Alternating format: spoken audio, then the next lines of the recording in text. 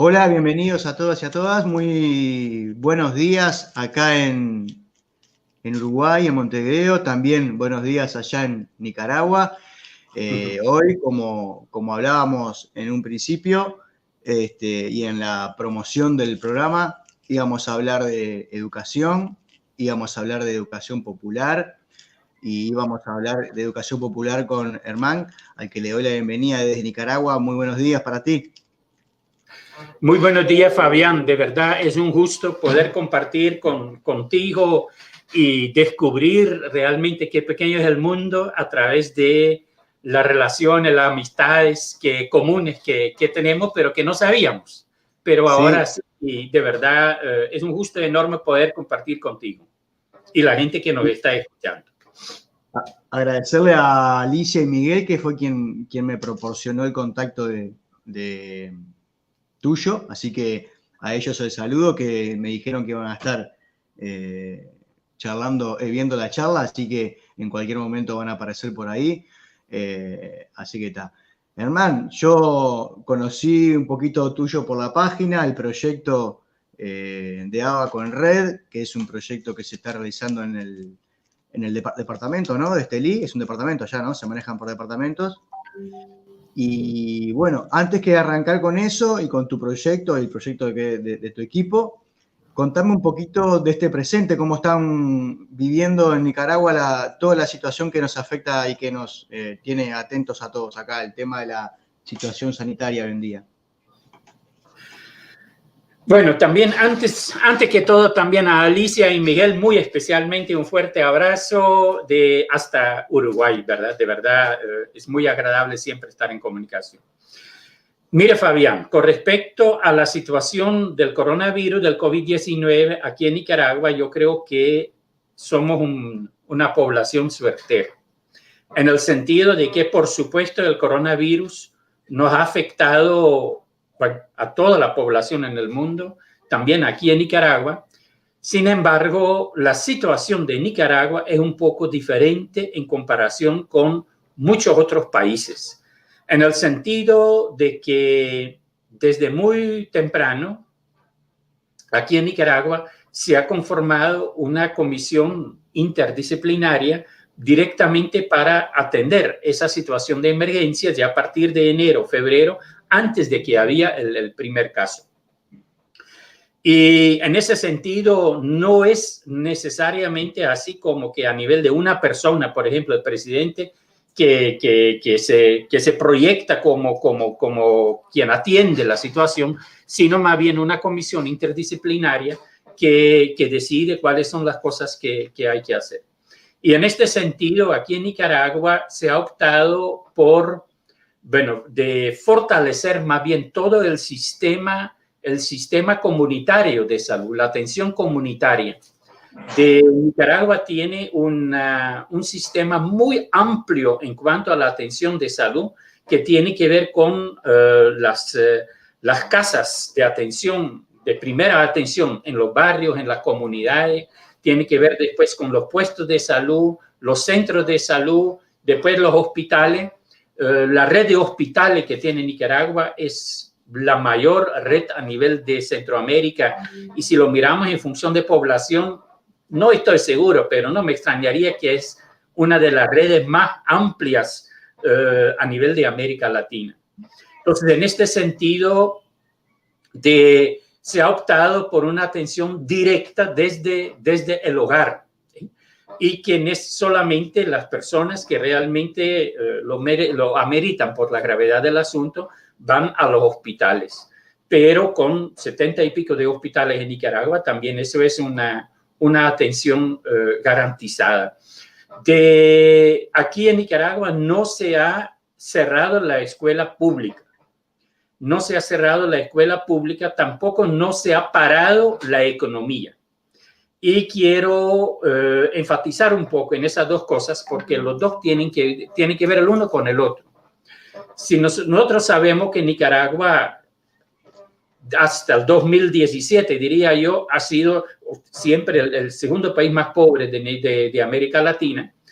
En este momento, si nosotros miramos diferentes indicadores internacionales, ya no somos desde los últimos 16, 17 años, hemos avanzado a pesar de algunos contratiempos, pero hemos avanzado y creo que estamos ahora de abajo para arriba como en cuarto, quinto lugar. Pero la economía informal sigue siendo una parte muy, muy importante, la economía no formal, en el sentido de que hay muchísimas personas que dependen de sus ingresos diarios para poder vivir, ¿sí? Poder vivir y en algunos casos sobrevivir. En ese sentido, si el gobierno hubiera obligado a todo el mundo a quedarse en casa, este sería, como a veces en los medios aparece eso, ¿verdad? Nos morimos del coronavirus o nos morimos de hambre. Entonces el gobierno aquí ha optado por un equilibrio muy interesante, fomentar un equilibrio entre mantener viva la economía familiar y al otro lado también garantizar la debida atención en salud. En función de garantizar la atención en salud y lo de la economía, ahí también la escuela pública juega un papel importante, en el sentido de que sería una irresponsabilidad en Nicaragua decir cerramos todas las escuelas y todo el mundo a nivel de Internet. Sí sabemos que el acceso a Internet es muy limitado, más que todo en la zona rural. Además de trabajar y estudiar y aprender solamente a través de un celular, tampoco no es el medio adecuado. Tiene que ver con habilidades, con capacidades a nivel de docente, a nivel de estudiante. Pero más que todo eso del acceso. El acceso no existe mayoritariamente en un país como Nicaragua. Entonces el gobierno ha optado por tener una política muy flexible en cuanto a la educación. No cerramos la escuela pública, pero tampoco no es asunto de exigir la asistencia de niños y niñas, sino más bien flexible y niños y niñas que no llegan a la escuela y entonces de que hay que buscar las formas alternativas para atender, para garantizar la comunicación, que en algunos casos podría ser Internet, pero en la mayoría de los casos, más que todo a nivel del área rural, más bien sería una comunicación de visitas, de guías de trabajo impresa y la comunicación con madres y padres, etc. También el hecho de que la escuela pública sigue funcionando para la asistencia, de que según los datos que yo tengo, la asistencia es muy, muy diferenciado. En algunas escuelas, en la ciudad, en la cabecera departamental, por ejemplo, de repente podría haber una asistencia relativamente un poco menos, porque hay niños y niñas con familias donde hay acceso a Internet. Pero en el área rural, según lo que me han dicho, la asistencia es prácticamente normal.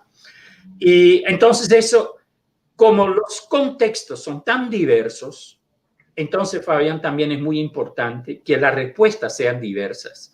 Las medidas que se tienen que tomar tienen que ser diversas. Y esto ha implicado, por supuesto, también un esfuerzo enorme para la capacitación a docentes de cara a que docentes de manera creativa puedan atender a los niños y las niñas en los diversos contextos. Pero hay otro elemento importante, muy especialmente en las escuelas públicas. Cuando los niños y las niñas asisten y se toman las medidas, o sea, desde Nicaragua, desde el gobierno se ha puesto muchísima atención a la parte preventiva, el hábito de lavar las manos, de la habilidad de lavar las manos, cómo hacerlo, de mantener la distancia, la mascarilla, cuando se debe o no se debe poner la mascarilla, etcétera. Todos esos elementos. Entonces, en este sentido, tener el acceso, la posibilidad de que docentes presencialmente con niños y niñas puedan también trabajar esa parte, eso también significa que a través de los niños y las niñas también se está trabajando un trabajo con la familia. De parte del Ministerio de Salud se ha garantizado visitas de casa a nivel de toda Nicaragua. Aquí mismo a la casa de nosotros han llegado varias veces. Pero sabemos cómo somos a veces. Y los niños y las niñas que van a la escuela, cuando llegan, cuando están en el hogar, más bien ellos muchas veces hacen referencia a la autoridad de su maestra o su maestro. Y entonces a través de los niños y las niñas hay un camino como para construir conciencia también en el hogar en función de las medidas preventivas que se tienen que tomar. El otro elemento es que en las escuelas, desde mucho antes de la pandemia, hasta que asumió de nuevo el gobierno sandinista aquí, hay una merienda escolar en todas las escuelas públicas. Entonces, este es un apoyo muy importante a la economía familiar. Los niños y las niñas muchas veces llegan sin desayunar, pero hay una merienda en la escuela que permita de que el niño o la niña de alguna manera esté en condiciones también de poder trabajar juntos y juntas con otras niñas y otros niños. El otro elemento como argumento de que la escuela pública no se ha cerrado definitivamente, pero sí flexibilidad con respecto a la asistencia, es el hecho que tampoco todos los niños y todas las niñas tienen condiciones en el hogar para estar en el hogar durante tanto tiempo. Y esto puede ser por diferentes razones, de que muchas veces, bueno, muchas personas que viven en el mismo hogar, las condiciones de que en función de televisión, radio, puede ser que hay, pero igual si viven ahí 7, 8, 9, 10 personas, todo el mundo quiere a lo mejor tener acceso a eso. Entonces, las condiciones en el hogar no son óptimas siempre para tener esa de estar 3, 4, 5 meses en el hogar. Entonces, más bien, es una solución para los hogares, para mamás y papás, muchas veces, de que el niño o la niña pueda ir todavía a la escuela. Entonces, en este sentido, Fabiana, aquí en Nicaragua, también si miramos los datos oficiales, estamos bastante bien a nivel si comparamos Centroamérica.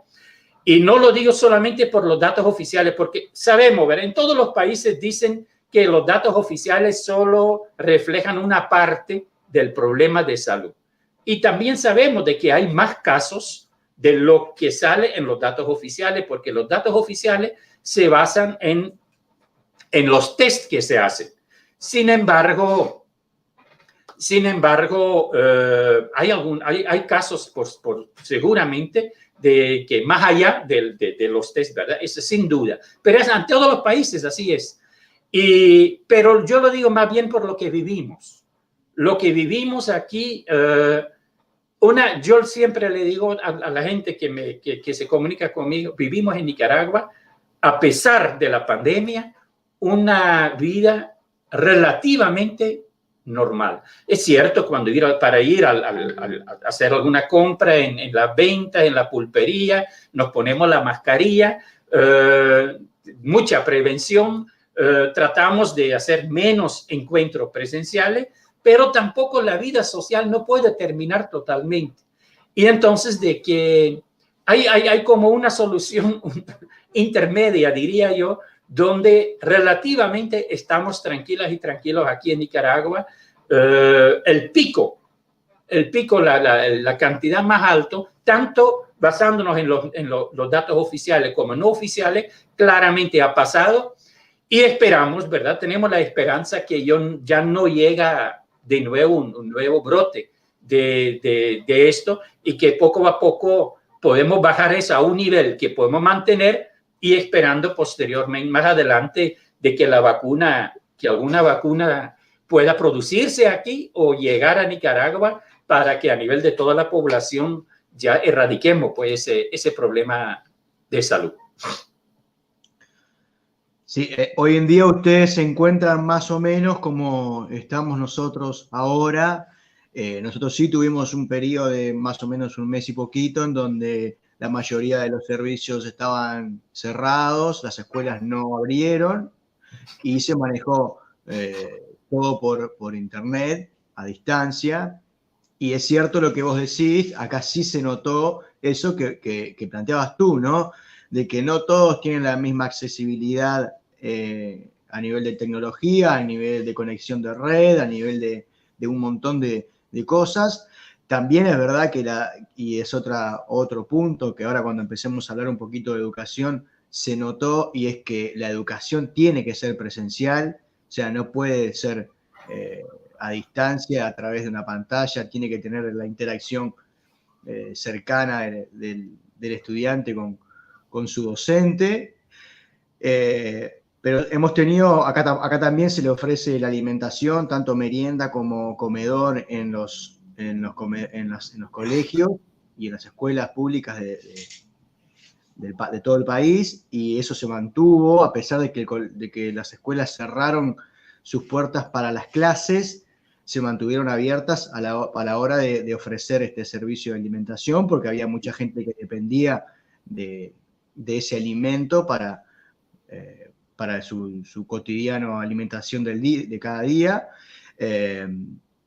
Y nada, lo cierto es que nosotros, si bien no tuvimos esa flexibilidad en su momento, hoy en día es la forma que estamos trabajando acá, que estamos conviviendo, y bueno, parecería ser como por lo que se ha visto, como ese equilibrio que termina generando principalmente una cosa que yo critiqué durante el principio, que es ese pánico, ¿no? El estar encerrado, y el decir quedarse en casa para algunos es muy divertido y muy cómodo, y para otros no lo es, por las condiciones de la infraestructura de su casa, por el contexto familiar, por un montón de cosas, porque si me quedo en mi casa no trabajo. Entonces, me parece que esta idea que vos planteás, como resumiendo esta introducción, de que soluciones generales o iguales para todos y todas no funciona. La idea es particular y atender cada caso y cada situación que demanda distintos desafíos. Y me parece que ese es también un puntal en lo que tiene que ver con la educación, ¿no? Esta idea de que una educación igual para todos y que todos tenemos que tener el mismo tipo de educación. Es como que hoy en día estamos entrando en ese dilema o en esa, yo le llamo suerte de oportunidad de darnos cuenta que no todas las soluciones son para todos. Sí, mire, en este sentido también, Fabián, uno siempre hace la comparación, ¿verdad? Pero yo he escuchado en todos los países la gran discusión, el debate, y con intereses encontrados de que cuando abrimos de nuevo la economía, cuáles son los pasos para abrir la economía, cuáles son los pasos para volver a la escuela. En Nicaragua todo ese debate, toda esa discusión se lo hemos evitado, porque aquí las cosas han seguido. Han habido algunas empresas, microempresas, que durante un tiempo han cerrado, fábricas grandes que han adelantado vacaciones para sus trabajadores en el momento más grave, pero todo por voluntad propia de los dueños.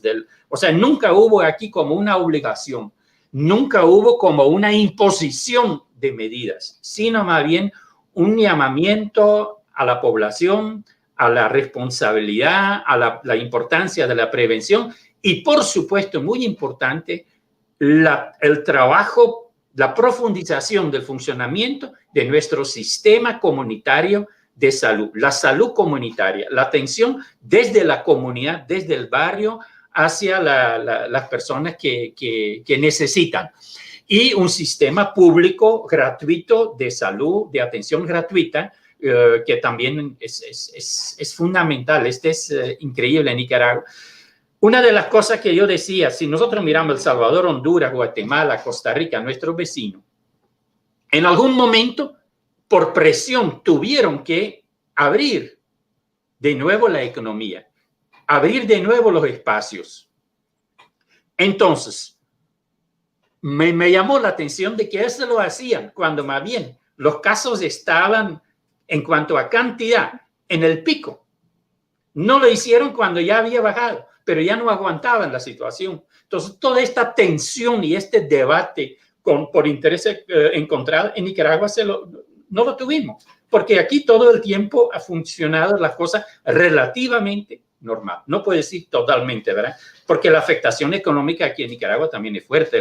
El área de turismo, por ejemplo, bueno, son normalmente ingresos muy importantes y se ha afectado. Pero al otro lado, si nosotros miramos, por ejemplo, la exportación, esto ha funcionado muy bien. Nicaragua ha crecido en exportación durante este tiempo, mucho más que los otros países. Al otro lado, Nicaragua, por un porcentaje muy alto, garantiza la alimentación para su propio pueblo. Esto no es algo que uno lo pueda cerrar, no es algo que uno pueda decir, vamos a dejar de trabajar a producir alimentos. Es básico la garantía de los alimentos. Entonces, todo esto ha podido, bueno, seguimos funcionando, ¿verdad? En la medida de lo posible y con mucha prevención siempre. Sí, sí, totalmente de acuerdo en lo que decís y en cómo están manejando. Acá también hay un sistema integrado de salud que atiende más o menos al 90% de la población del país. O sea, todo trabajador y trabajadora tiene el derecho a que su familia esté cubierta por la salud. Entonces, eso ha ayudado sin duda a atender la situación de manera más comunitaria, como decías vos, y en la primera línea de atención, como se le llama, ¿no? Que son en las policlínicas barriales, en la consulta individual, y bueno, eso ha ayudado y a la prueba está que a miles de kilómetros en Nicaragua una situación sanitaria similar también está dando sus frutos en ese sentido, ¿no? También lo que vos decías de la parte turística, yo durante un tiempo viví muchos años en Costa Rica y supe disfrutar de ir a Nicaragua y sé lo que es el turismo en Nicaragua y bueno, aparte de que fue un lugar que me sorprendió porque es verdad también que es mucho lo que se dice de Nicaragua desde afuera. Y solo el que ha estado en Nicaragua puede, y esto corre por mi cuenta, puede realmente darse cuenta de lo maravilloso que es ese país, de lo hermoso, y sobre todo de la gente que la calidad con la que te reciben. Yo he tenido la oportunidad de estar en varias partes de América, y es en el único lugar donde yo me sentí casi como en mi casa, porque cualquier persona te invitaba a tomar algo, a conversar y realmente, aparte de todo esto, es un placer, y quería decirlo porque me acordé ahora, poder comunicarme contigo desde ese país en el que no viví, pero donde supe visitar mucho y apreciar mucho. No, de hecho, Fabián, yo digo, pues, de que, bueno, fue un toque de suerte cuando yo decidí de venir para Nicaragua, creo yo, porque de verdad la acogida que aquí me dieron, la forma como yo me he podido integrar en Nicaragua, en todo el proceso que vivimos y que construimos juntos, yo creo que yo estoy sumamente agradecido por las oportunidades que pudimos construir entre todas y toda la gente aquí con quienes nos hemos estado trabajando juntos en función de educación a nivel de la política aquí también en Nicaragua. Bueno, Nicaragua es un país extraordinario en esa parte, el pueblo es extraordinario y de verdad lo que vos decís en cuanto a la hospitalidad del pueblo, eso efectivamente así es. Y es una desgracia, Fabián, de que hay mucha desinformación respecto a Nicaragua por intereses ajenos al propio pueblo, más bien intereses externos, y donde tiene que ver muchísimo la política de los Estados Unidos, que no quieren a Nicaragua porque de verdad estamos viviendo aquí una revolución que todavía sigue caminando, sigue construyéndose, y donde en la medida que nosotros avanzamos aquí en Nicaragua, los Estados Unidos desgraciadamente mira esto como bueno, no sé, un peligro de que igual otros pueblos podrían a lo mejor seguir el ejemplo, ¿verdad? Porque los avances que hemos tenido a nivel de economía, a nivel de calidad de vida, son enormes en estos últimos 12, 13 años. y se sigue trabajando en ese sentido, a pesar de que hay claramente intenciones de nuevo de boicotear, ¿verdad? Este proceso. Y desgraciadamente hay algunos nicaragüenses, más que todo en el extranjero, que se prestan para eso, y porque es una fuente de vivir para ellos y ellas, porque reciben financiamiento muy fuerte desde afuera para hacer las cosas, para boicotear también desde adentro el proceso.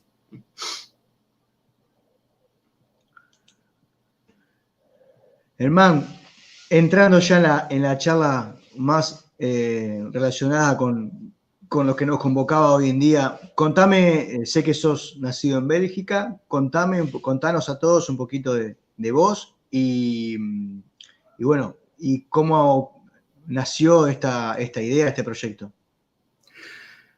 Bueno, yo llegué a Nicaragua en el 83. Ya estaba trabajando en una escuela normal en Bélgica, pero muy relacionado con la solidaridad con la Revolución Popular Sandinista.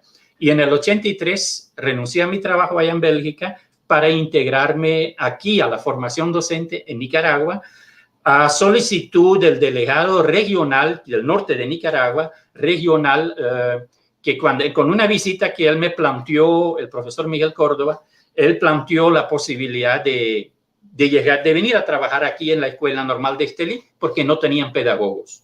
Entonces yo con mucho gusto lo acepté, me vine para acá desde el 83, estoy aquí. Justamente me perdí esa cruzada nacional de alfabetización que hoy celebramos 40 años de su conclusión aquí en Nicaragua, que tuvo una proyección a nivel de toda América Latina. Estamos de fiesta todavía, memorando ese trabajo extraordinario de la juventud nicaragüense, de estudiantes del Ministerio de Educación en aquel tiempo, donde se bajó el analfabetismo de más del 50% a menos del 13% en el transcurso de 6 meses. Bueno, trabajando en formación docente, aprendiendo muchísimo, Fabián. Yo diría que si a mí me preguntan cuál ha sido mi actividad más importante aquí en Nicaragua, yo diría aprender junto con otras y otros, y poder crecer junto con otras y otros también, cooperando genuinamente. Desde el 83, primero en el Ministerio de Educación, formación docente, también en tiempo de guerra, después no solo en la escuela normal, pero también en el Ministerio de Educación, a nivel regional aquí al norte de Nicaragua, en los 80, tiempo de guerra. Posteriormente también a nivel de la Universidad Pública de Nicaragua en los años 90, con un proyectito propio que tuvimos en los 90, una escuela, y desde a nivel de Centroamérica, después pude trabajar también en Honduras, proyecto educativo en Honduras, El Salvador, Guatemala, Nicaragua. Y a partir del 2011 creamos el Abaco en Red. El Abaco en Red es una iniciativa que tomamos porque disfrutamos muchísimo cómo tantas personas desde los años 80, con la alfabetización, no mi experiencia, pero la experiencia de otros compañeros nuestros, de que cómo hemos ido construyendo una propuesta alternativa de educación. Entonces, de que como lo habíamos ya compartido eso muchísimo, lo fuimos construyendo con aportes desde todos los países de Centroamérica. Y entonces considerábamos en el 2010, de que al final de 2010, que era importante compartir esa propuesta pedagógico, política, ideológica también con el resto de América Latina. Y entonces no es una propuesta de Herman, no es una propuesta de una persona, sino es una propuesta en construcción siempre de un montón de gente que ha trabajado en eso, que ha aportado a eso. Y entonces esa propuesta la empezamos a compartir, y en muy pocas palabras esa propuesta consiste en: ¿para qué competir si cooperar es esencia humana? Entonces, la cooperación genuina como una visión vital esencial, esencia de la vida. Si queremos construir calidad de vida, entonces aprendamos a cooperar genuinamente. Eso a pesar de que nos educan en los sistemas tradicionales para competir desgraciadamente.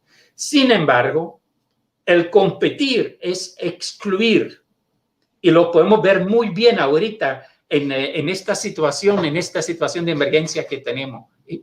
La solución a esta situación de emergencia es la cooperación. Y qué desgracia que a nivel mundial ahorita toda esa competencia que hay para encontrar la vacuna. Qué bonito sería si entre los países hubiera una cooperación para encontrar la mejor vacuna posible.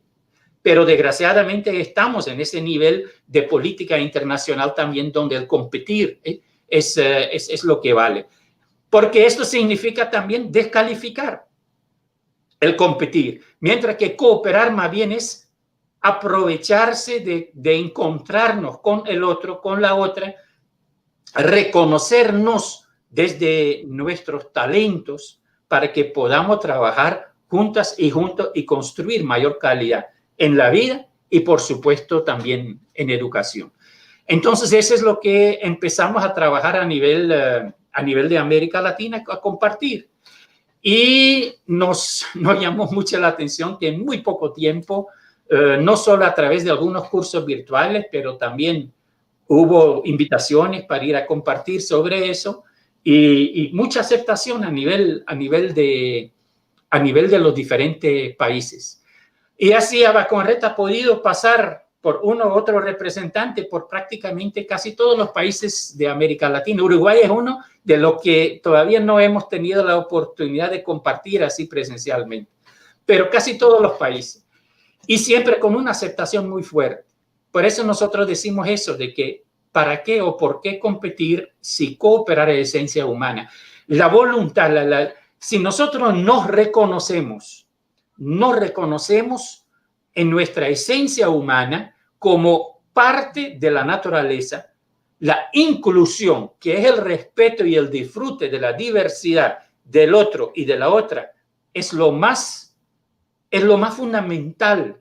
Este es lo que espontáneamente queremos hacer. Más bien consideramos nosotros que ese competir, ¿verdad? Eso lo han impuesto.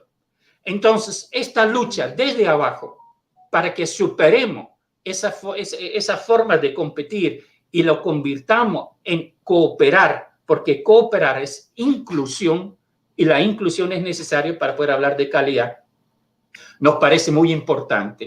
Y en la actualidad trabajamos igual con algunos cursos virtuales. En este momento no tenemos porque estamos actualizando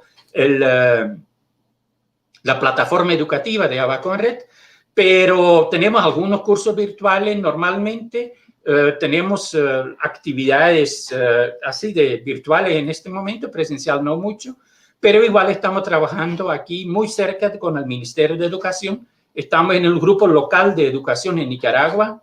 Y entonces eso bueno, esa cooperación genuina que podemos hacer así es muy, muy interesante. Igual hemos trabajado, pero ya a nivel personal, he trabajado una buena parte, bueno, como le dije, ¿verdad? En la universidad. Entonces hemos tenido la reflexión teórica con también la acción práctica a través de encuentros presenciales dentro y fuera de Nicaragua, en el contexto de la universidad pública y en el contexto de escuelas de secundaria, escuelas normales también. Estamos trabajando mucho trabajamos con escuelas normales aquí en Nicaragua, entonces a nivel nacional, y seguimos en coordinación con el Ministerio de Educación para ver cómo podemos siempre coordinarnos, siempre y cuando, bueno, en la medida de nuestras posibilidades, ¿verdad?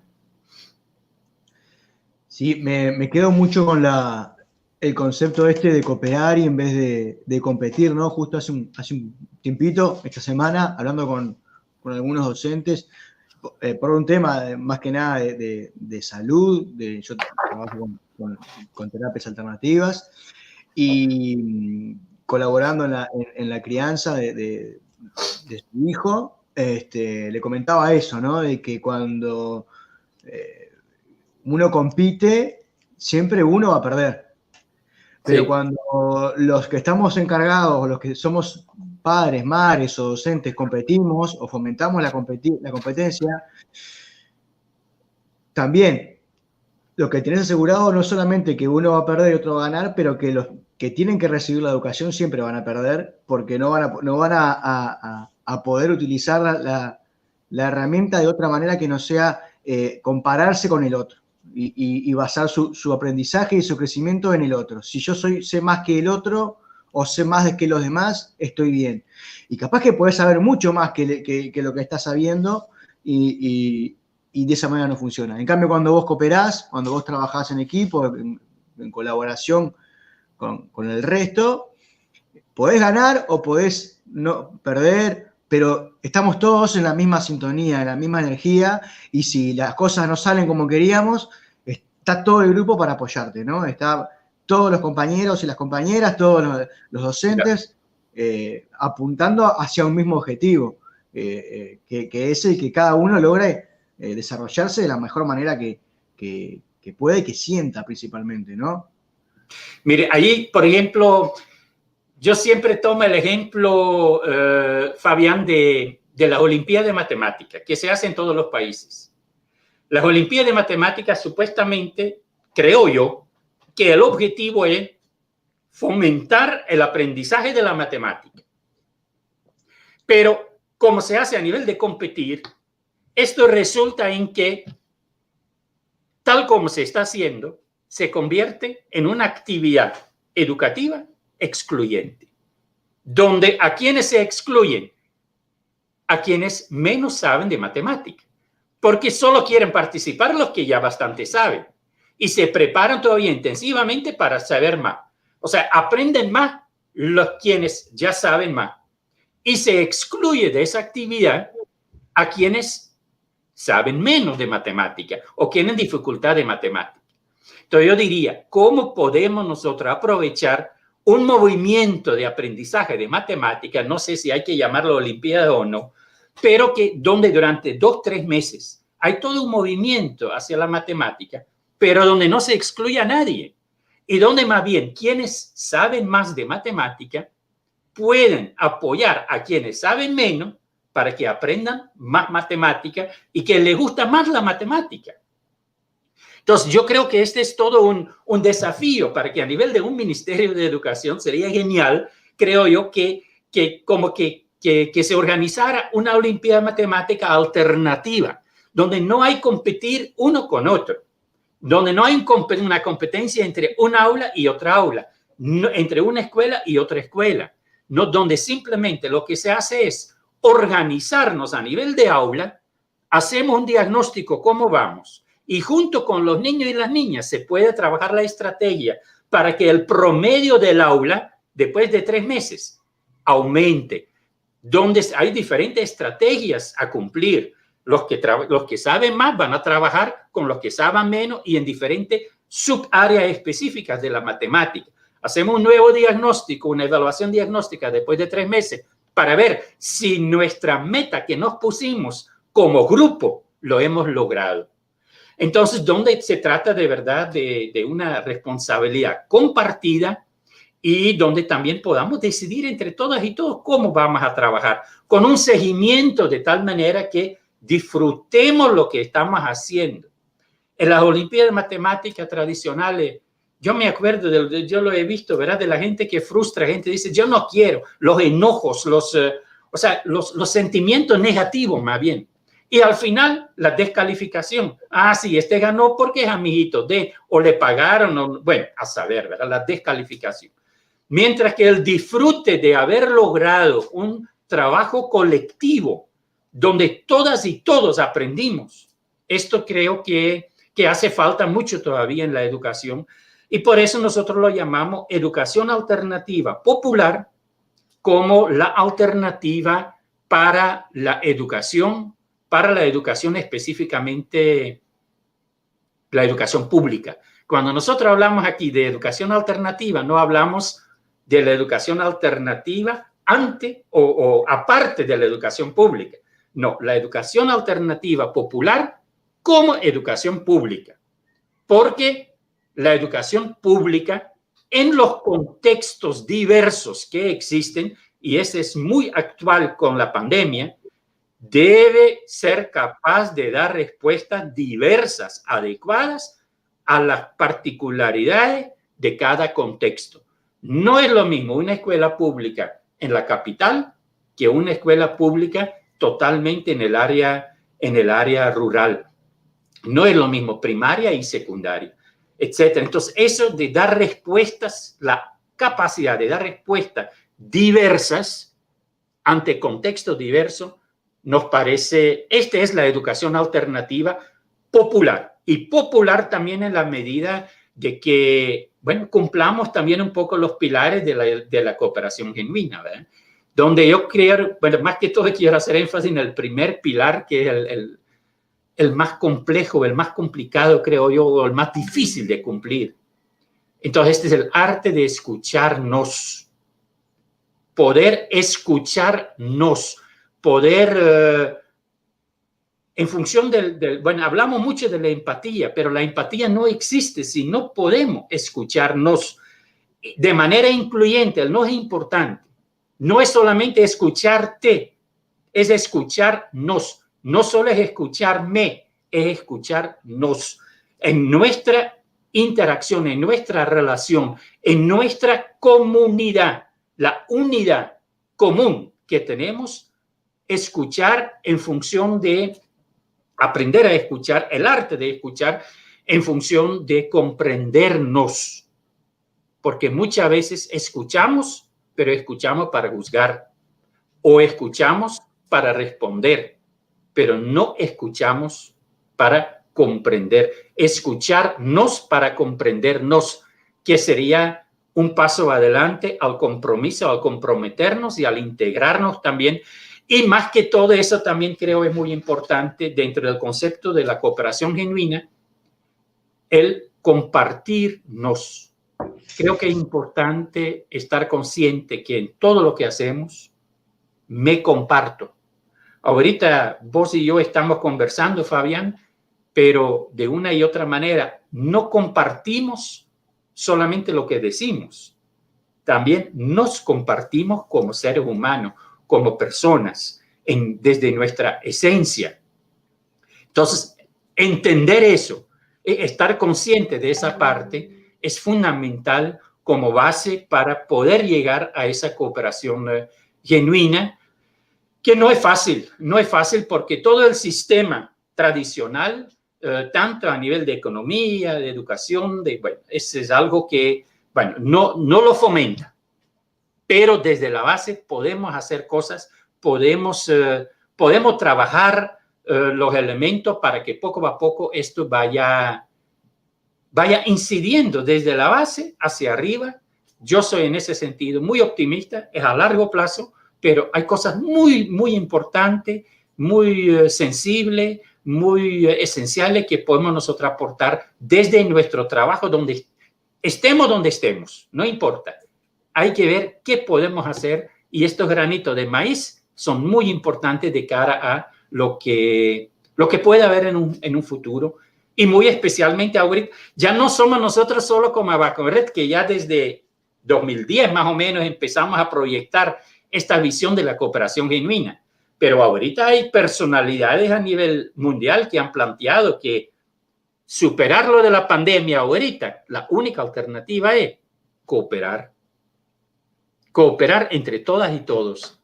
Desgraciadamente tenemos muy malos ejemplos a nivel de la política internacional en cuanto a eso, ¿verdad? Porque solo pensemos en lo que ya dije anteriormente, ¿verdad? Lo de la vacuna. Pero bueno, seguimos siendo optimistas. Anoche, en una charla de bar, porque fue una charla de bar, estábamos en un bar, empezamos a hablar de un montón de estas cosas con un amigo y hablábamos de que con esto del presente, de la política, de la educación, de la economía, y se desprendía una idea de que estaba basado en el miedo a perder, algo, ¿no? La economía, en el miedo de perder lo que tengo, y si no tengo no soy nada. En la política, miedo a perder el poder, porque si no tengo poder no puedo hacer nada. Y en la educación, miedo a perder, a aprender menos que el otro, a hacer menos que el otro, a perder la aprobación de nuestros docentes, de nuestros padres. Y salía este tema increíblemente, que es la cooperación, ¿no? El poder trabajar en conjunto para llegar a ese aprendizaje colectivo. A mí me parece, yo siempre hago la diferencia entre el conocimiento y la sabiduría, que muchas veces se maneja con el mismo concepto, pero son totalmente cosas distintas desde mi punto de vista. Y con esta referencia que vos hacías a las Olimpiadas Matemáticas, ¿no? Y bueno, genera mucho conocimiento la Olimpiadas Matemáticas. La gente que gana esas Olimpiadas, que concursa en esos eventos, tiene mucho conocimiento de la matemática, pero si se lo guardan solo para ellos, no termina siendo sabiduría. Y pasa a muchos docentes que saben mucho de una materia, pero a la hora de enseñar no genera. Entonces yo decía, ¿por qué no? Pensando ahora cuando vos hablabas de esto de las Olimpiadas, ¿por qué no que el objetivo sea que los que más saben, el desafío sea que puedan enseñar lo que saben?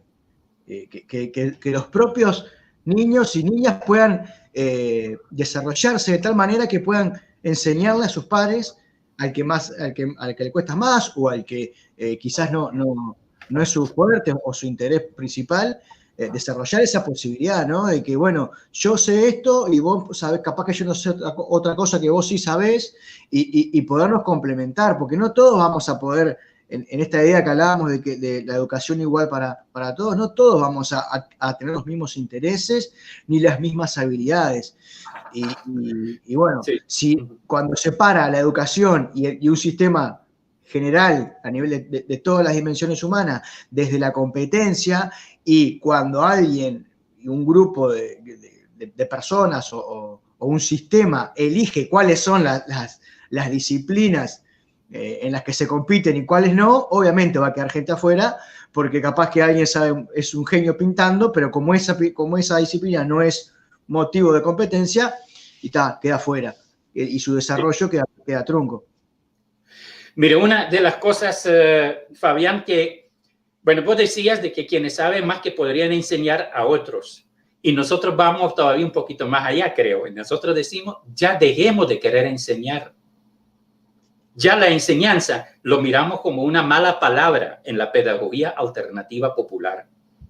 Mala palabra por el hecho de que enseñar se pone como complemento del aprender. Unos enseñan y otros aprenden.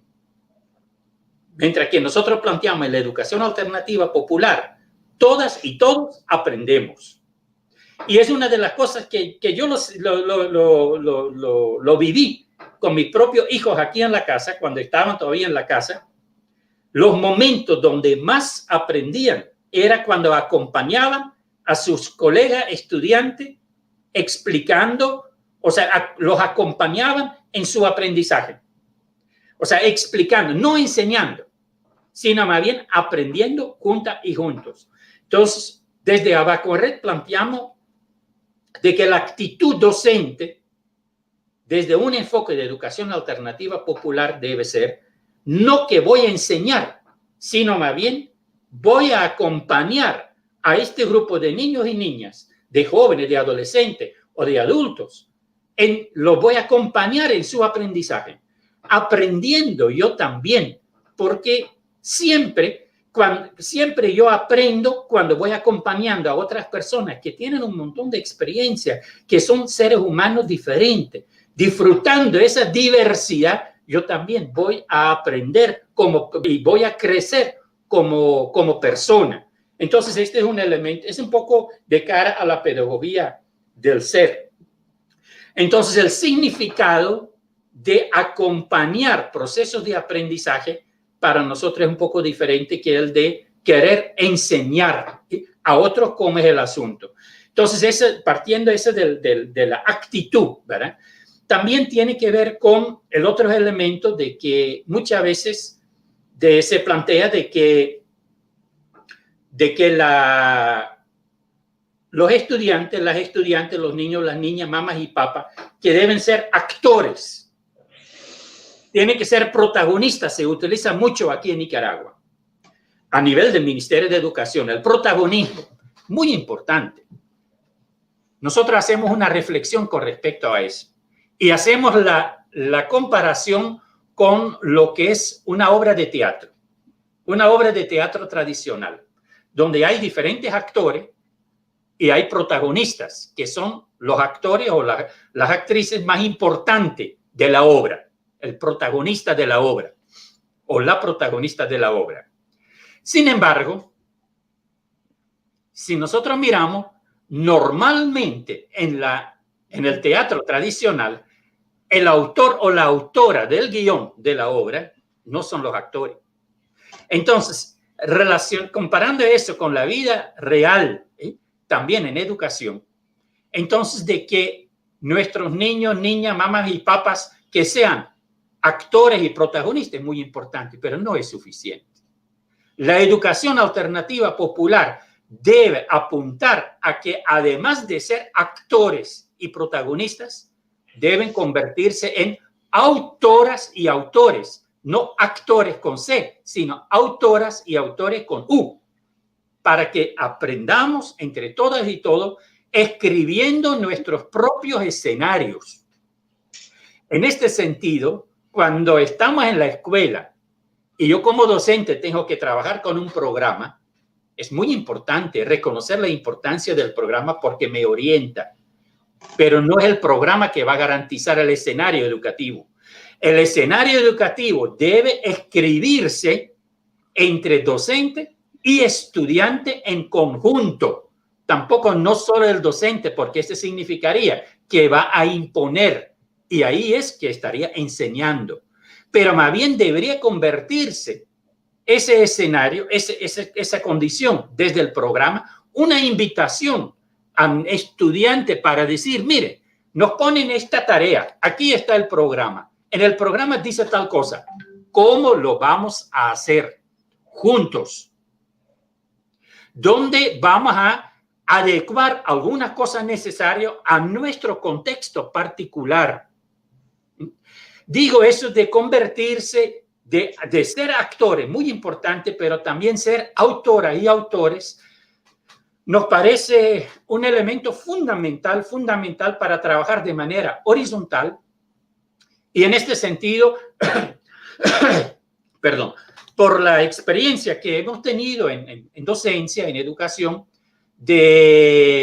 más que todo en mi caso, pues a nivel de la universidad, ha sido muy interesante. Yo he ido descubriendo yo mismo de que primero yo tenía que tener un libro de texto. Primero era ajeno cuando empecé a trabajar. Después yo tenía la necesidad, pero para mí era importante que tuviera un libro de texto de autoría mía. Hasta que fui descubriendo que no hay que empezar con un libro de texto, porque esto limita muchísimo al estudiante para aprender. Más ahorita que hay tanto acceso a datos por fuera. Entonces, más bien, la idea debe ser que dentro del área donde trabajamos juntos, de que vayamos escribiendo un nuevo libro sobre esa área entre todas y todos, para que al finalizar el semestre tengamos un libro de texto propio de coautoría entre todos y todos. Y ahí estaríamos haciendo verdad de que nos convirtamos también en autoras y autores de nuestro escenario de aprendizaje colectivo y lo reflejamos en algo muy concreto, un nuevo libro sobre eso que también después puede servir a otros.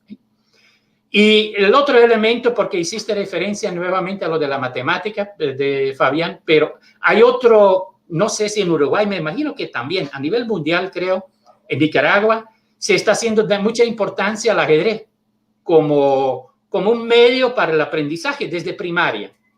Me parece súper interesante. Pero el ajedrez viene con unas reglas de juego muy competitivo. Muy competitivo, pero nosotros tenemos que aprender que esas reglas de juego no necesariamente los tenemos que seguir tal como viene en la cajita donde conseguimos el juego. Mejor, elaboremos el ajedrez, las piezas nosotros mismos y también elaboremos las reglas. Qué bonito. Y lo pongo como desafío para quienes tal vez nos están escuchando. Lo pongo como desafío. ¿Cómo disfrutar el jugar ajedrez de tal manera que no se convierta en un competir, sino en una cooperación genuina entre jugadores del ajedrez? Y hemos hecho ese ejercicio en talleres con docentes y perfectamente es posible, aplicando otra regla de juego, que el ajedrez, que es tan competitivo normalmente, lo podamos disfrutar cooperando genuinamente en nuestro aprender. De eso se trata, ¿verdad? De nuestro aprendizaje. Yo creo que en ese sentido, el escucharnos para comprendernos, sabiendo que nos compartimos como seres, que esto tiene que llevar a un compromiso, responsabilidad compartida, poder compartido también, y que es en esa visión de acompañarnos, que la integración, creo que esta es la base fundamental para que nos transformemos en primer lugar. Transformarnos también para construir mayor calidad de vida y específicamente dentro del área de la educación, por supuesto, que es el área donde trabajamos, ¿verdad? Sí, yo hace unos años desarrollé un taller que trabajé durante un tiempo en un colegio donde trabajábamos esa idea de agarrar un juego tradicional y de construirlo, armar que ellos mismos pudieran cambiar las reglas, poner una regla nueva, sacar reglas, incluso con mi nena y con mi nene, cuando compramos juegos de caja y ese tipo de cosas, le vamos agregando y sacando reglas, ¿no? Y lo acordamos entre los tres. Bueno, cuando hacíamos el taller entre los que participaban del grupo, acordábamos cambiar. Cuando se planteaba esta idea al principio, era como que no, ¿cómo? Bueno, supongamos, no sé, en el fútbol, para poner una cosa bastante para todo, adentro del área se puede tocar la pelota con la mano. No, ¿cómo se va a poder? ¿Y por qué no? Jugamos entre todos y entre todas lo hacemos y jugamos. Y eso en la experiencia mía de ese taller, empezó a generar que incluso los conflictos que se generaban de convivencia o bueno, de desbordes emocionales o de vínculo, eran abordados incluso por ellos mismos. Y ellos mismos eran los que le decían al compañero o a la compañera, bueno, no, pará, tranquilízate. O sea, se empezaba a generar como en esto de empoderarlos a ellos, en que ellos sean los creadores y los dueños del juego y de la actividad, a que ellos mismos protegían y cuidaban de lo que habían construido. Me parece que eso a nivel de educación más tradicional y más formal, también implica que si ellos mismos son los creadores y los promovedores de su educación, son ellos mismos los que van a acompañar para que todo se haga como de la mejor manera. Sí, yo creo que de verdad eso de ir construyendo las propias reglas de convivencia es muy importante. Y dentro de eso hay un elemento que hasta el momento ahorita no lo he mencionado, pero también es un aprendizaje, un contenido de trabajo que no aparece en ningún programa de estudio, que sin embargo debería estar en todos los programas de estudio y más bien desde el inicio, y que tiene que ver con construir confianza. Cuando nosotros queremos aprender juntas y juntos desde un enfoque de la cooperación genuina, el crear un ambiente de confianza es fundamental, porque es muy difícil que yo aprenda de alguien en quien no confío. Porque si alguien me critica y yo no confío en esa persona, la crítica no la voy a tomar en serio, la voy a justificar y tengo un montón de razones para decir que no es cierto. Pero en alguien en quien yo confío y de repente me critica, eso también permite que a mí me hace reflexionar. porque esa persona yo sé que me quiere, que me respeta, que disfruta como soy en nuestra relación social, en nuestra amistad, por la confianza que hay. Entonces ahí es donde podemos crecer juntas y juntos. Entonces, ese de construir las reglas entre todas y todos, creo que puede ser una de las técnicas fundamentales también justamente en eso, de construir esa confianza. Deberíamos trabajar cada vez al inicio de un año escolar, cuando trabajamos de nuevo con un grupo de niños, niñas, de adolescentes, jóvenes, adultos, de destinar algunas horas especialmente en trabajar dinámicas que nos permitan construir esa confianza entre todas nosotras y nosotros para basarnos en ese ambiente de confianza en función de poder aprender y poder crecer. Este es un elemento fundamental. Y creo que el otro elemento, ya lo mencionamos, el concepto, ¿verdad, Fabián? Pero no lo podemos perder de vista, muy especialmente en este contexto de la pandemia, que es la inclusión motivadora. Porque la inclusión no se logra simplemente por garantizar, digo algo que no es de Nicaragua, pero en algún país, ¿verdad? De decir, le vamos a regalar una tableta a los niños y las niñas. Eso no es inclusión. Eso es simplemente darle una herramienta que ni sabemos cómo va a funcionar, que a lo mejor el día siguiente lo deja caer y se daña. Y entonces, después, ¿qué vamos a hacer?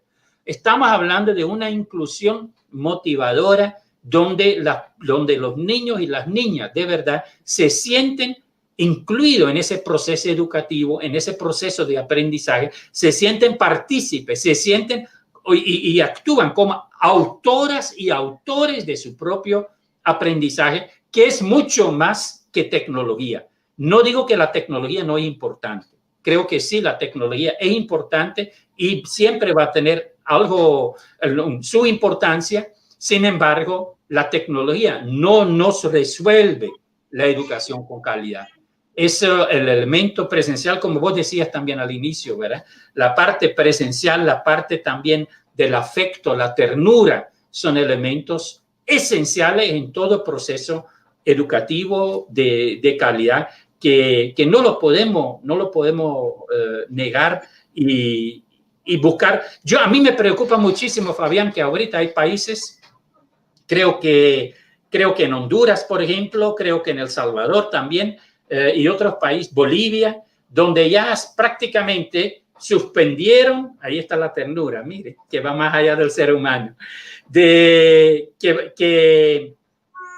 suspendieron prácticamente el año escolar presencial y que dicen que lo van a hacer solo a nivel virtual, a nivel de internet. Pero allí, desgraciadamente, va a haber una exclusión muy fuerte y pobre. Bueno, realmente a mí me preocupa, ¿verdad? De que cuántos niños y niñas van a quedar fuera. Solo voy a dar un ejemplo con alguien de El Salvador. Un profesor de El Salvador de la universidad dijo que cuando su universidad decidió pasar a solamente por internet, trabajar por internet, su grupo de estudiantes era de 42. 2 meses y medio después, su comunicación permanente todavía era con 18 de esos 42. Y es a nivel de universidad. ¿Qué tal y cómo será esto en función de niños y niñas de primaria en el área rural de Nicaragua o de tantos otros países igual, ¿verdad?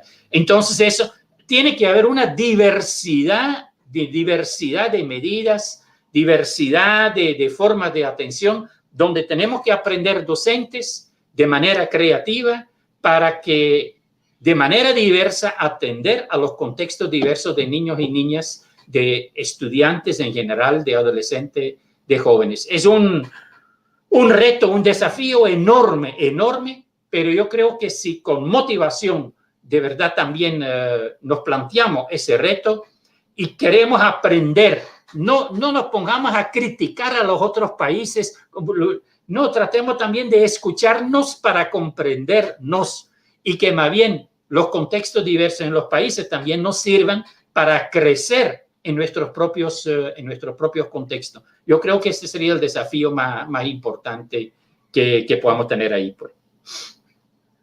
Sí, tocaste un tema que acá está en boca de todos, que es el tema de tecnología. Acá de hace muchos años que ya se le brinda a todos los estudiantes de primaria y de secundaria un dispositivo electrónico. Y está pasando lo que vos estás diciendo.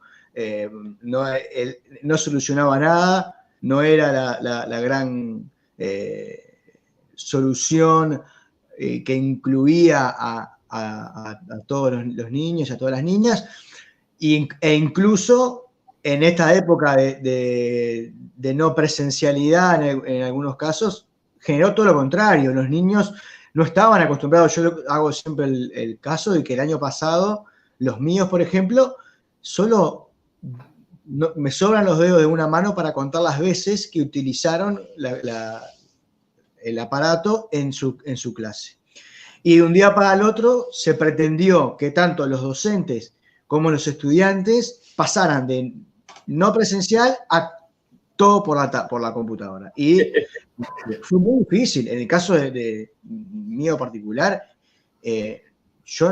para ellos era algo totalmente rarísimo e inaceptable, y elegí no obligarlos a participar de esas actividades. Y como vos decís, y ser el factor educativo de otras cosas, y tener el tiempo para educarlos en otras cosas, o que pudiera acompañar su aprendizaje de otro tipo de herramientas y de saberes. Y nada, la tecnología terminó demostrando, en cierto modo, que no es la solución, sino que es una herramienta más que puede contribuir en ciertos momentos y no en una situación general para todo. Volvemos a lo mismo, ¿no? No es una solución global, general, sino que es para ciertas oportunidades y ciertas situaciones que puede ser muy útil, sin duda, para el aprendizaje, y que sean ellos también los que resuelvan y decidan en qué momentos sí les sirve para su aprendizaje y en qué momentos no, porque también está eso, volvemos a lo mismo. Capaz que nosotros grandes creemos que es la solución y le estamos errando. A la prueba está que vos lo que vos decías de la universidad, tengo gente que va a la universidad y que al día de hoy sigue teniendo clases por internet, y me dicen: claro, yo estoy en mi casa, acá hoy día estamos en invierno y hace frío, ¿no? Estoy en mi casa calentita, a la media hora me duermo. Entonces, sí. Claro, imagínate un niño, ¿no? Clases de 1 hora, 40 minutos, ¿qué niño sostiene la atención en cualquier cosa que sea más de 40 minutos? No, y ni 40 minutos, Fabián. Por eso, ni 20, pero es natural. Estamos tratando de que volvemos a lo mismo.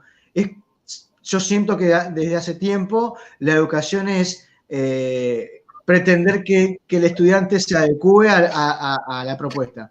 Y tiene que ser al revés, tiene que ser la propuesta la que vaya mutando en cada caso. O sea, la tecnología no se puede convertir en el fin, sino más bien sigue siendo un medio donde conscientemente tenemos que decir en qué momento será oportuno usar este medio y en qué momento no. Pero solo a nivel de tecnología, de verdad, no es... estoy convencido de que no es la solución para una educación de calidad, para una educación incluyente, ¿verdad? Porque yo creo que en la medida que también hay que ver cómo se usa la tecnología. Yo sé aquí de un colegio privado, aquí en Estelí, subvencionado, porque aquí en Nicaragua los colegios privados tuvieron la opción de trabajar a distancia, siempre y cuando fuera consenso con madres y padres de familia, y que también presentaran al Ministerio de Educación un plan de trabajo a distancia.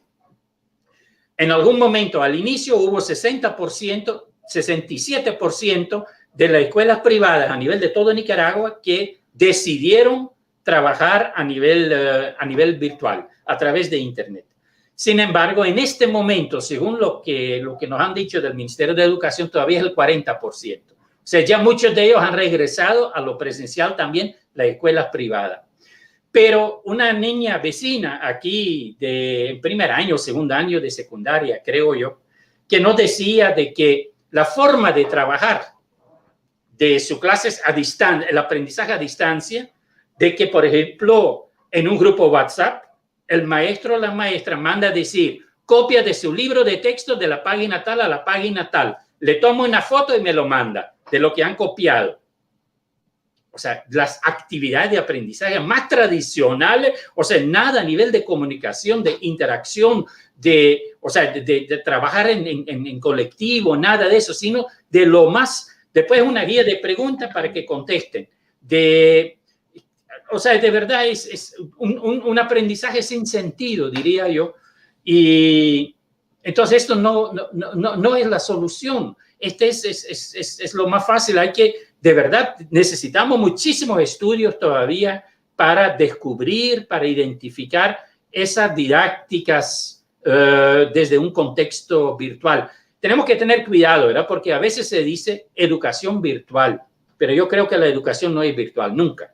La educación es educación. El aprendizaje es aprendizaje. Lo que es virtual puede ser el medio que utilizamos. Los medios, las redes, la comunicación es real a través de un medio virtual. Pero ahorita, por ejemplo, es una discusión que tuvimos con unos compañeros que estamos trabajando juntos en un proyecto de articulación por la educación pública. Entonces, por ejemplo, yo decía, tenemos este encuentro entre vos y yo. ¿Este presencial o virtual? No sé, vos estás allá presencialmente y yo aquí. Entonces, estamos presentes, nos estamos comunicando. Es un encuentro real. Yo no siento ese como un encuentro virtual. Esto no es algo imaginario. Lo que estamos utilizando es un medio que nos permita encontrarnos de verdad, aunque no nos podemos tocar, pero donde podemos encontrarnos de verdad a distancia de ese medio. Entonces, este es positivo. Son cosas que antes no eran posibles. Cuando yo vine a Nicaragua, llamar por teléfono a Bélgica era carísimo, no se podía. No nos podíamos imaginar que de repente íbamos a tener esa posibilidad de estar hablando así y muchas veces hasta sin tener que pagar. Entonces, hay oportunidades de la tecnología, pero la tecnología no resuelve. La calidad tiene que ver también con lo presencial y muy pensada la cuestión de reflexionada críticamente el uso de esa tecnología, porque puede ser como una excusa, creo yo, de la tecnología, donde la tecnología se convierte en el objetivo y no como un medio. Creo que vamos, ¿verdad? Muy, muy mal. Eso no debe ser así. Mirá, hermano, un caso que me pasó esta semana conversando con una mamá, y me dice, fíjate, no sé qué, lo que me pasó en la escuela. Acá sucedió lo que vos decís, tenían que hacer la tarea en el cuaderno y subirla a una plataforma. O sea que ya si no tenías un escáner o una manera de subirlo, no lo podías hacer. Ellos tenían todas las herramientas, ¿no?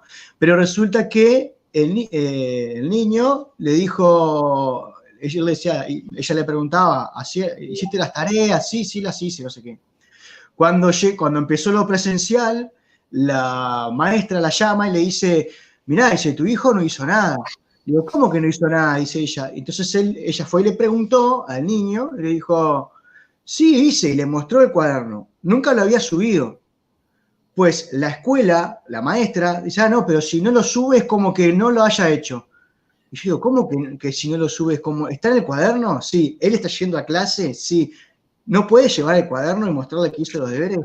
Sí. Digo, bueno, pero tiene que subirla. Digo, o sea, terminamos en eso que vos acabas de decir, ¿no? El fin ya no es la educación, sino el fin es la tecnología, es sostener el sistema. Y lo que es el niño, la frustración del niño, de que alguien le diga, no, es como que no hubieras hecho nada.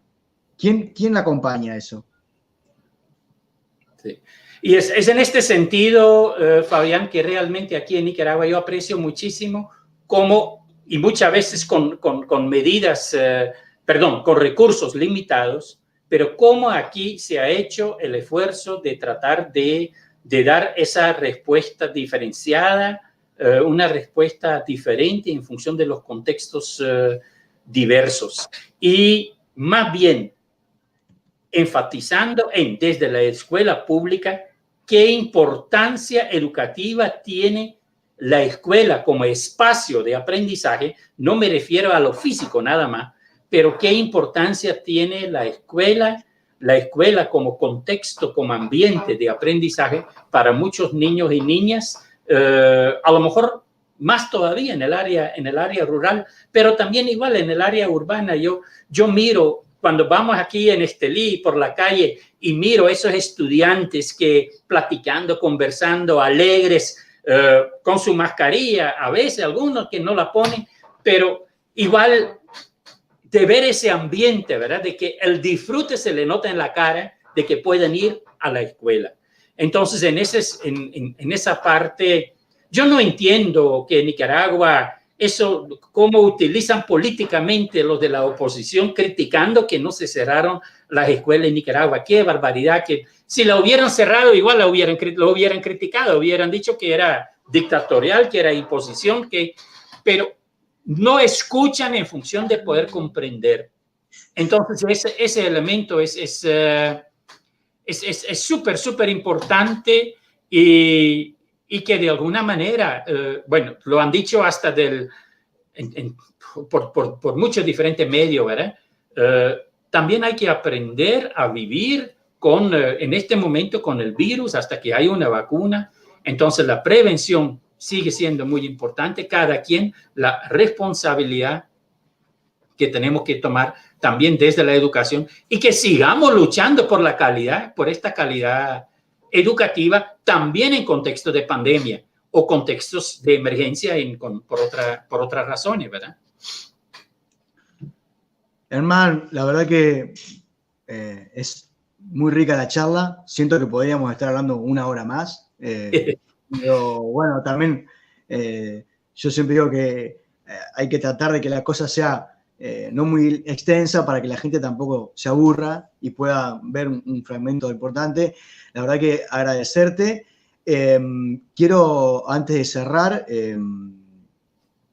invitarte a que saludes a estos amigos tuyos que ya ahí están. Que les saludes porque me pareció que era oportuno. Primero, como manera de agradecimiento, tanto para ellos por hacer el contacto como para ti por aceptarlo. Así que Alicia y Miguel, buenos días.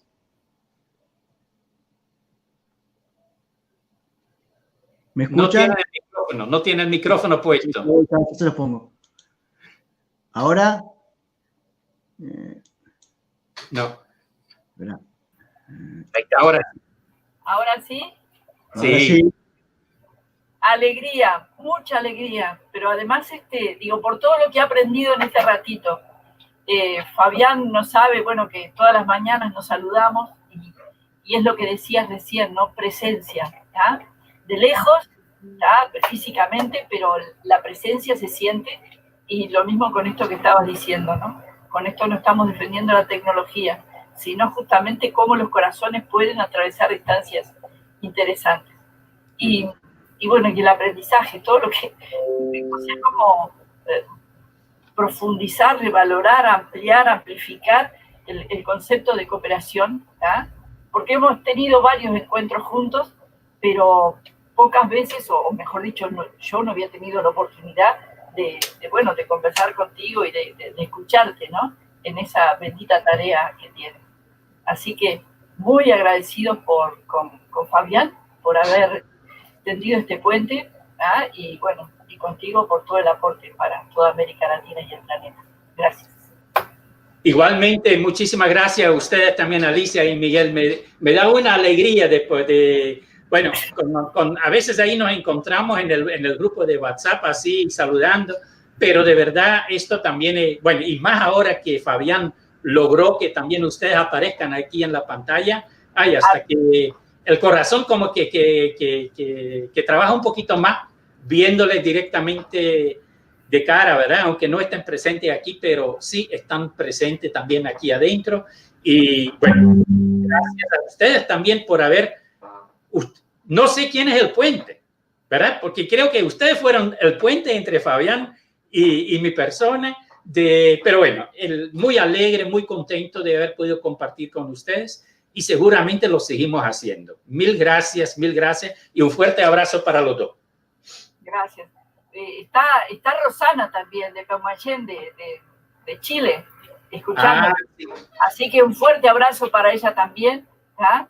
Y sabés que al escucharte me venía lo que trabajábamos en EGA, ¿no? Lo de la decolonización, la transformación, la liberación. ¿Ah? Y en esto que estabas diciendo, hasta colonizados por el concepto de cooperación. ¿Ah? O sea, que lo que pudimos amplificar fue como hoy, ¿no? O sea, con esto que estás planteando, el decolonizar esa palabra también, hasta dónde llega la cooperación y cuánto se aleja de lo que puede ser asistencialismo u otro tipo de cuestiones, ¿no? Así que gracias. Sí, el significado, Alicia, de esa palabra, de seguirlo significando auténticamente, es muy importante y significa la descolonización. Una de las razones que nosotros le dimos el apellido, el adjetivo, le pusimos el adjetivo, el apellido de genuina, es justamente porque mucho de lo que se llama cooperación en esencia no lo es. Y que aunque ayudar a las personas también es importante, ayudarnos mutuamente es importante, pero ayudar y cooperar no es lo mismo. Entonces, también en este sentido, solo brevemente, pero nosotros distinguimos entre cooperar y colaborar. Yo sé que en algunos contextos culturales la colaboración es más intensa, más fuerte que la cooperación. Para nosotros es al revés. Pero sí, eso nos provocó que tuvimos que decidir qué vamos a decir, cooperación o colaboración. Y optamos por cooperación también por su relación con la parte de la economía solidaria. Hablamos de una economía cooperativa, no hablamos de una economía colaborativa. Entonces, con el significado que tiene la cooperación a nivel comunitario, a nivel educativo, a nivel cultural y a nivel económico, y que también lo debería tener a nivel político, pues. Pero bueno, yo creo que sí es muy válido lo que vos dijiste, seguir significando esos conceptos. Esta propuesta que compartimos no es acabada, es una propuesta que sigue en construcción permanentemente y siempre habrá nuevos aportes a integrar. Y, bueno, muchísimas gracias. Yo celebro la bendición que la tecnología de este tiempo pone a nuestro servicio, sí, para que más allá de las personas, más allá de los países, más allá de metodologías, podamos entender de que hay un pulsar común que cada vez se va haciendo más potente y más fuerte en el planeta y que verdaderamente está produciendo una verdadera revolución de la conciencia. Y bueno, celebro el tenerte entre nuestros aliados, entre nuestros conocidos, y hoy fue como un refrescar muchas ideas, las cuales compartimos totalmente. Y bueno, esperemos que nos sigamos viendo y que esto a su vez se siga sembrando y reproduciendo, porque el planeta y la civilización humana actual está necesitando esta mutación tan fuerte que estamos haciendo. Gracias, Germán. Un placer escucharte y saludarte. Igualmente. Porque yo creo que no tenías ni idea cuando le pusiste a esta serie Cambiemos el relato, ¿no? ¿Ah? Y hasta dónde lo estamos cambiando el relato con todo esto. Así que gracias, Fabián. Y ya que estamos, hoy con la cabeza, acá está nuestro nieto. Hola. Qué bien, mucho gusto. Sí, Fabián y Santi se conocen, pero bueno, así, un gran valor también. Qué bien. Hermano, un amigo del alma, hermano del alma. Mucho gusto.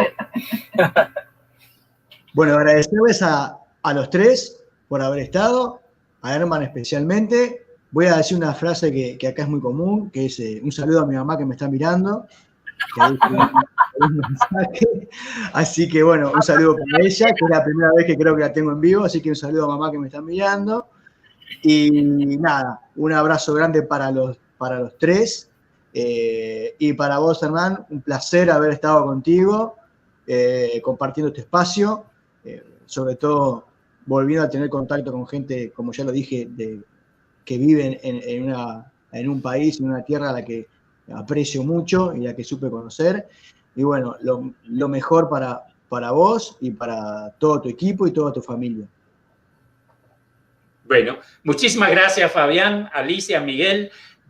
Para mí fue un gusto también de poder compartir siempre con ustedes, de haberte conocido, Fabián, y igual seguimos en comunicación. Un saludo fraterno y cordial y también y solidario a todas las personas que han estado viendo pues parte o esa entrevista, más que entrevista, la conversación, ¿verdad? Pero igual quienes todavía lo pueden ver más adelante en tu canal de YouTube, pues Fabián, un fuerte abrazo también solidario para cada uno y cada una de ellas y ellos. Muchas gracias.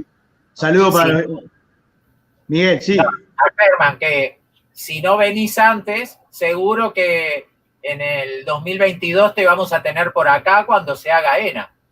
Bueno, sí, correcto. Puede ser, dale. Será una gran oportunidad. Para Alicia, para Miguel, a los que nos vieron también, invitarlos a que compartan este video, que comenten, que se suscriban al canal porque vamos a seguir compartiendo este tipo de material. A la gente de la Red de Educación Transformadora, en nombre de Alicia y Miguel, que están acá presentes, también saludarlos porque también gracias a que estamos en esa red, es que conocemos a Hernán también, así que gracias a ellos que también están haciendo un trabajo muy importante y a los que los invito a que conozcan la Red de Educación Transformadora. De mi parte, muchísimas gracias a los tres y nos vemos en la próxima charla. Un abrazo enorme y buen domingo para todos. Fabián, solamente rapidito, un saludo especial a Vini desde África, desde Kenia, que nos ha estado siguiendo. Bueno. Excelente, un saludo. Llegamos a África entonces. Un abrazo muy grande entonces para el otro, claro. Cruzando el charco, un charquito más grande. Capaz. Mucho gusto. Adiós. Chao. Gracias. Wow.